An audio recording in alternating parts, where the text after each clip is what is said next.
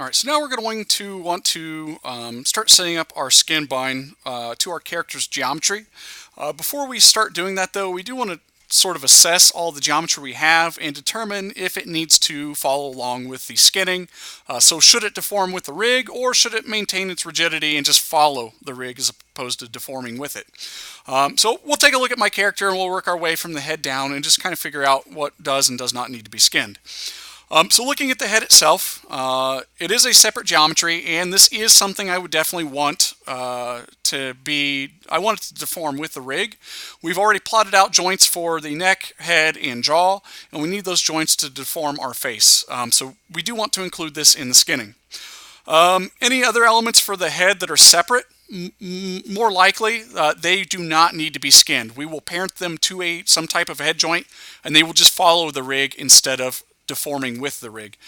So in this case, I have the hair, the eyebrows, so those will both get parented to a joint. We will not skin these.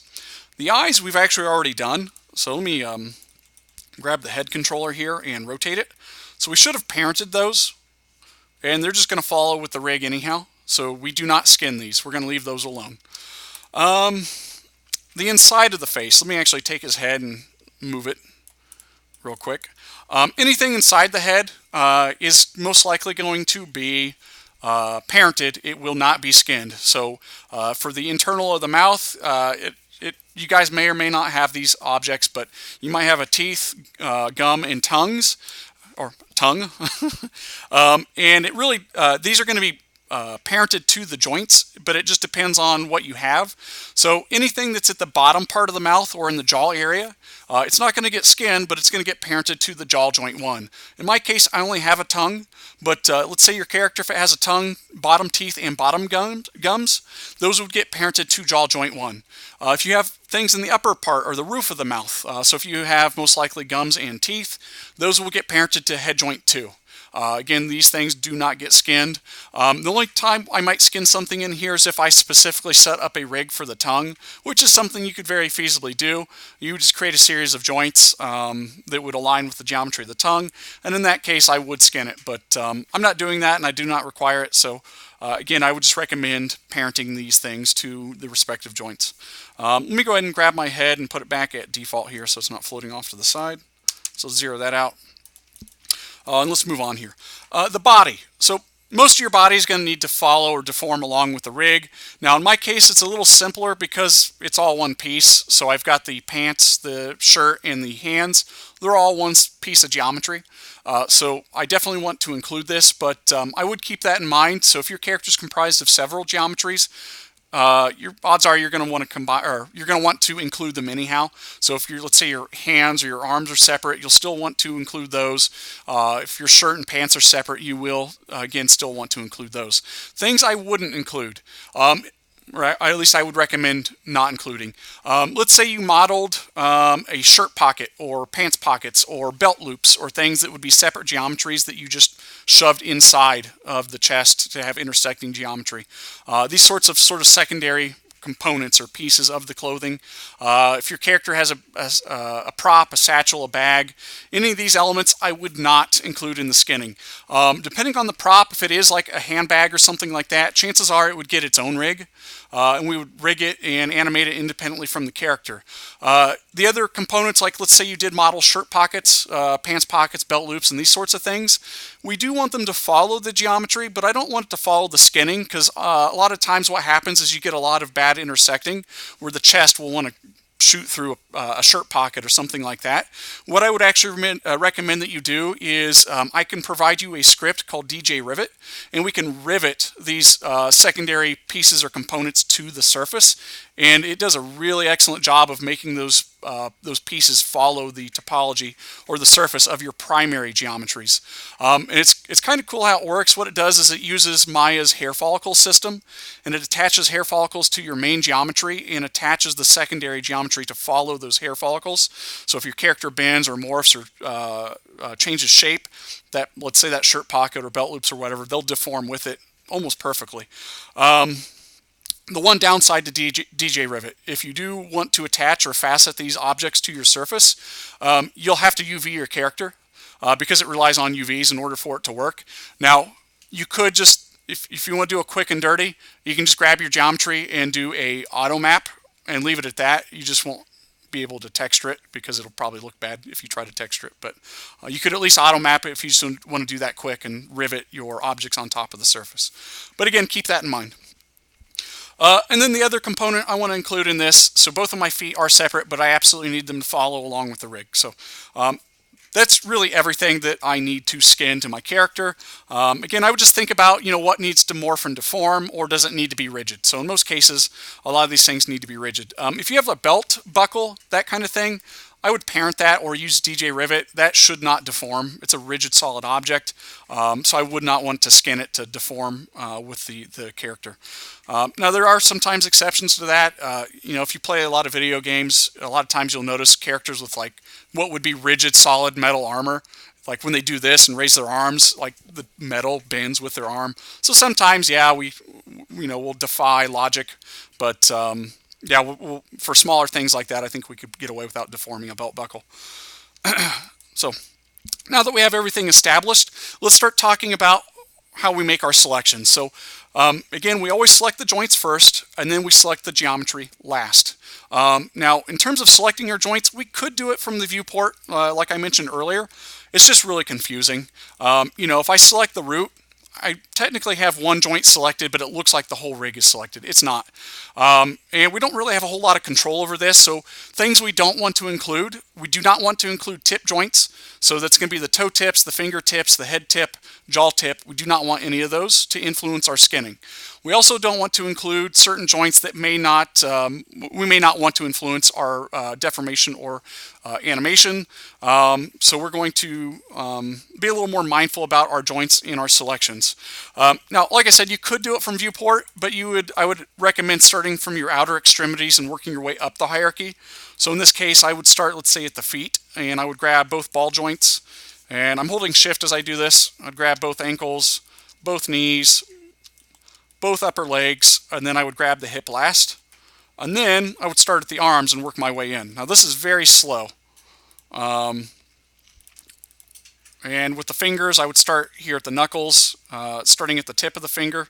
Well, I shouldn't say that. The last knuckle at towards the tip of the finger, because we don't want the fingertips themselves. And we would grab all the fingers this way, and then the thumb. Let's grab the cups, the hand joint, and then the wrist, and then we would work our way up the arm. I wouldn't recommend this. It's slow, and you might accidentally select joints you don't need or mean to grab. Once we get up here into this arm, we might accidentally grab the FK or IK arm, and we do not want to include the IK or FK joints in the skinning. All the skinning in the arm should come from the original joints. So let's not do this, just because it's not ideal. Let's go into the outliner. I'm going to turn my geometry back on and go into X-ray mode. And so in the outliner, the root joint is at the top of the hierarchy. So it's going to be the very first joint there. If you look to the left, again, there's that plus symbol. If I hold shift and click on that plus button, it's going to expand the entire hierarchy. And there I can see every single joint, controller, and everything associated with this hierarchy. So I'm going to go through and I'm going to hold control the whole time, and I'm going to control click and select only the joints I want. So let's start here at the top. I'm going to hold the control key and I'm going to click on the root, and let's just keep going down the hierarchy. And so I definitely want all of my spine joints. So I'm going to grab spine joint 1, 2, 3, 4, and 5. I want all of my neck joints. So let's grab neck joint 1, 2. For the head, I only want head joint 1. So let's grab that one.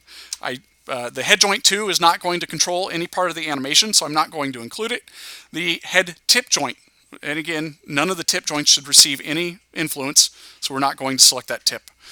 In terms of the jaw, I only want jaw joint 1. So I'm going to hold control and click on jaw joint 1, and that's where the bottom part of our character's face is going to hinge from, is that jaw joint 1. Jaw joint 2 and tip joint do not need, so let's go ahead and skip those. Let's keep working our way through here. So I'm going to scroll down. So these are all constraints, and my eyeballs, I do not want those. Let's keep going here. So there I have my sternum. We're not going to animate the sternum, but I do need it to maintain the rigidity of the front of the chest. So I do need it to influence my geometry. So let's go ahead and control select that. I definitely need my clavicle. So that's my right clavicle. Let's get that. The right shoulder weight joint, so we do need those shoulder weight joints. Again, that's what's, we're going to paint influence to these, and that's what's going to maintain rigidity on the top of our shoulders or above our arms. So let's go ahead and control select that. The next joint, so this is our FK arm for the right arm. Again, we do not want any of the FK or IK joints. All the influence should just come from the original arm. So let's go ahead and skip these. Let's scroll down. The next set we have here are our IK. Again, we do not want them. Let's keep going. Let's see, the next joint I have there, this is the original arm, so I definitely want this. So I'm going to hold control. Let's control select that right shoulder, elbow, twist, 1 and 2, wrist, hand, middle joint 1, 2, and 3, but we're going to skip the tip. So let's not include the tip joint. The rest of these are all my fingers. Again, I'm just going to select, oh no. I accidentally deselected everything. I did a Control Z, and it looks like I got my selection back. Okay, cool. Let's keep going here. So I'm going to skip that middle tip and go straight to the index 1 joint. And again, I'm continuing to hold control, and let's control select index 1, 2, 3. Skip the tip joint. Let's keep going here. Let's control select the pinky cup and pinky joint 1, 2, 3. Skip the tip joint. Let's grab the thumb cup and thumb joint 1 and 2. But do not select the thumb tip. Let's keep going down here. And so it looks like the next joint I have is my left clavicle. Let's grab that, the left shoulder joint, left elbow, left twist 1, 2. Let's see, this is the left wrist, left hand, index 1, 2, 3. Skip the tip. Left middle 1, 2, 3. Skip the tip. Let's see, pinky cup, pinky 1, 2, 3. We'll skip that tip joint. And then we've got the left thumb cup, thumb joint 1 and 2. Again, we'll skip that tip joint. Let's see, the next joint I have is a IK arm. Let's just skip the entire IK and FK arms. And then after those, the next joint I have is my hip. I definitely want that, so let's go ahead and control select that. And then we need the upper leg, the right knee, the right ankle, the right ball, but we do not want the toe tip, so let's skip that. And let's see, the next joint we have is the left upper leg joint, so let's go ahead and select that. We need the left knee, the left ankle, the left ball, and again, I do not want that toe tip, so let's leave that out of the selection. And that's it. So that's all of our joints selected. Now let's start selecting the geometry that we determined needs to follow our skinning. So I'm going to start here at the top, and I'm going to select just the head. I'm going to select the body, and then both feet. And then with all of our geometry selected, let's go up here to the rigging submenu. Let's go to skin. Let's go to bind skin and click on the options box. Here for bind to, and again, this is absolutely important, make sure you click this drop list and select selected joints. If you leave it at joint hierarchy, it will include every joint in your hierarchy. So it's going to include all the tips. It's going to include the head and jaw jaw joints we didn't want. So please make sure you're mindful of this and you select only selected joints. Bind method, we're going to leave it at closest distance. For max influence, let's set this down to 3 instead of 5, and then the drop off, I'll just leave it 4. And that's it. Everything else can stay the same. Actually, here it says skinning method, just make sure it's set to classic linear. We will eventually change this to weight blended, but we're going to do that when we get to the forearm. But for now, we'll leave it at classic linear. Classic linear, and then hit bind skin. Let's turn X-ray mode off. Now, by default, the skinning's actually not bad. It's half decent. So if I were to grab the shoulder joint here, or the shoulder controller and move it, now, it's a little painful there. It is ripping his ear off, and part of his face is melting. But in terms of the arm, it's not terrible. It's actually a decent bend in the elbow. The wrist it's not bad. Let me try the fingers here. Usually these are the worst because the joints are so close together. When I move like the index finger, it's going to rip off the middle finger maybe. Let's see. That's actually pretty good. It's not bad. Let's see what happens in my leg here. So I'm going to grab both feet, controllers, and move them. It's really not bad. Little deformation there in the heels it's strange. It's not getting enough weight from the ankles, but you know, right out the gate, that's not terrible. One other thing I might do, just to get a little more corrective on my skin weighting here before I actually do it manually. Let's reselect all of our geometry. So I'm going to grab the head, the body, and both feet. So I'm only going to select the geometry that I've skinned. And then with all those things selected, let's go up here to deform and let's run a delta mush. This is going to refactor or calculate our geometry based on the joints that we have set up, and usually it cleans this skinning up a little bit more. So let's go ahead and select that delta mush. And then if I grab that shoulder and take a look, it's actually a lot better. I mean, before it wasn't bad, but this is actually giving me a much better solve. Now my face, yes, is still moving with it, but you'll notice it's not as bad. And then the crease I'm getting in the armpit it's almost perfect. We're still going to need to get in there and smooth it out a little bit. But what I find tends to happen before we run Delta Mush, fairly commonly what it does is there's too much influence to the armpit and side. And when you lift your arm up, the entire side wants to lift up with your arm. And really that should end right there at the crease of the armpit, so we get a nice crease. But this Delta Mush, it just helps clean that up a little bit more. Again, like I said, we're going to need to smooth that out, but that's pretty good. I think let's take a look at the knee now. Yeah, and see, we just get a really nice crease on the back of the leg there after running the Delta Mush. So I would recommend running that right after you create your skinning. Let's go ahead and save this. So I'm going to go to File, Save Scene As. And let's do a new version here. Warning with skinning. In 2019, I don't know what it is about 2019, but when painting skin weights, it just seems like it wants to crash like none other. So I would save frequently, just because it seems like crashing, at least for me, has been a huge issue when painting skin weights. One thing I found that might help this is if you go to your renderer here in your viewport and switch it from viewport 2.0 to Arnold, and then close the Arnold viewport renderer and work in the Arnold viewport render setting, I've noticed it crashes less. But again, you do want to save frequently when we're painting our skin weights. Now, like I mentioned previously, when I'm painting my skin weights, I like to work from the outer extremities and work my way in towards the center of the body. Again, the reason being is because when we add or remove weight, it has to push it somewhere else. And usually what it does is, let's say we're working on the ball joint. If I'm removing influence from the ball joint, it needs to push it somewhere else. And so it's going to add it to the next joint in the hierarchy. So in our case, it's going to be the ankle. And so it's just going to push it towards the next joint.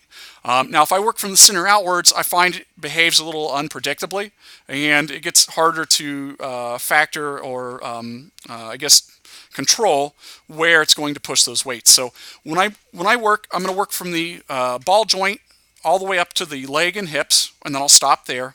And then I'll move to the fingers and work from the fingers in towards the shoulders, and then I'll do the head and then work my way down the spine. So let's go ahead and start with the leg. Now before I do this, I do like to have a little bit of animation so I can see how it deforms as we move the character. And so I'm going to give myself, let's say 200 frames here.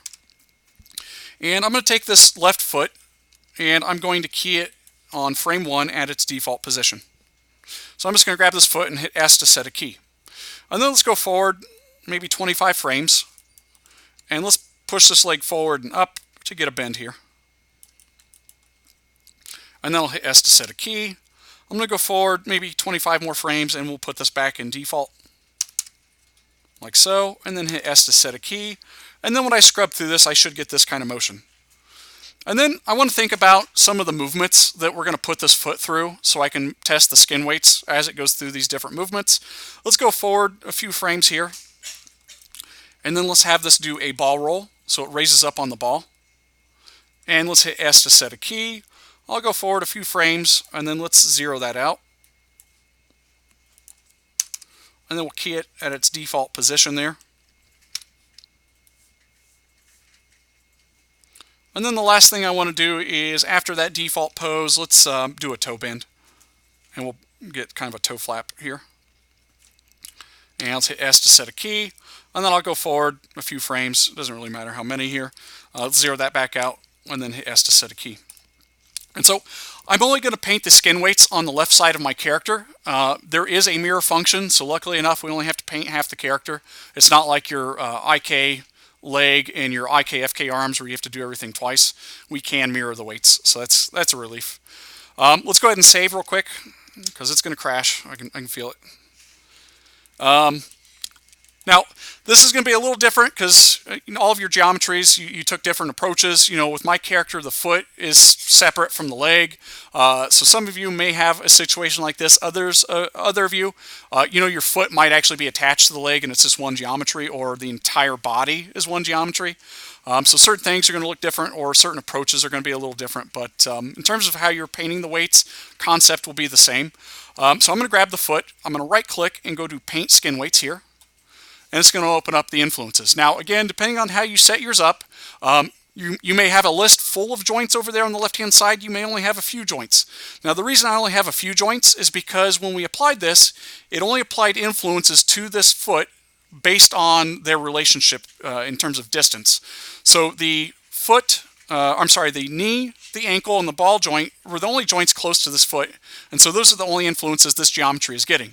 Now, if your body is one whole piece, the entire thing is going to be listed there, the whole joint hierarchy, and you're going to have to dig through it to find your ball joint. And so I'm going to start here at the ball. Let's go ahead and click on that. And I'm going to start painting weights. And again, like I said, I like my paintbrush tool to just be at default settings. So my mode is paint, my paint operation is replace, and my opacity and value are both set to 1. And so in terms of the ball joint, the way I always think about this is I want 100% influence from where the ball joint is at to the tip of the toe. So let's go ahead and with our paintbrush, I'm going to hold B, left click and drag and make it a little smaller here. And I'm going to add 100% influence to the front of this foot.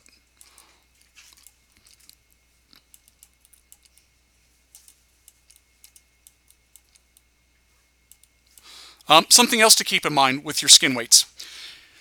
It's only looking at vertices, so when I paint on this, if nothing's happening because we're painting over faces, it doesn't actually apply to faces. It only applies to the vertices themselves, and it only looks at the vertices in the low-res state. So right now I'm in smooth preview.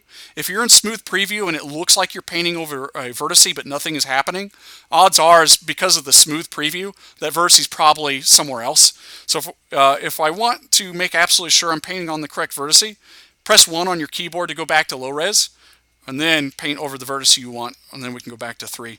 So that's just in case it looks like you're painting over a vertex and nothing's happening. Odds are its position in low res is somewhere else. Something else I want to do while I'm here, if we take a look here, the back part of the heel, it's slightly gray, so it's getting a small amount of influence from this ball joint. I want absolutely no influence on the heel coming from the ball. So I'm going to hold the control key, and again, holding control will do the opposite function. So instead of painting influence or adding, it's going to remove. And as I do this, it should be pushing these weights to the heel itself. And so again, this is a reason why we start at the bottom of the hierarchy and work our way up. I'm going to isolate this leg, and I'm going to hold control. So even though it looks like there's no influence there, it's not going to hurt to just paint over it real quick in case there's such a minute amount of influence that I can't even see it. But I'm going to paint over the top part of this foot because it really should not be influencing anything up here. I'm going to hit Control S to save. Something else I want to do, so again, when I'm thinking about joints and how they deform, I always like to have a broad side where we get a nice smooth fall off and transition, and then I like the opposite side to contrast that with a stark edge or a hard edge to create a crease. And so that broad edge is going to be the top of the foot, and the area where I want that crease or that abrupt end is going to be at the bottom of the foot. So let's come down here, and I'm going to hold control. I'm going to remove influence right here. And again, this might be easier to do in low res.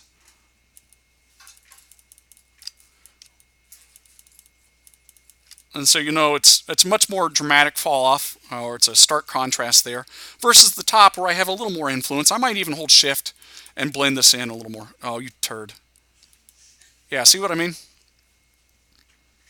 It's a good thing I saved.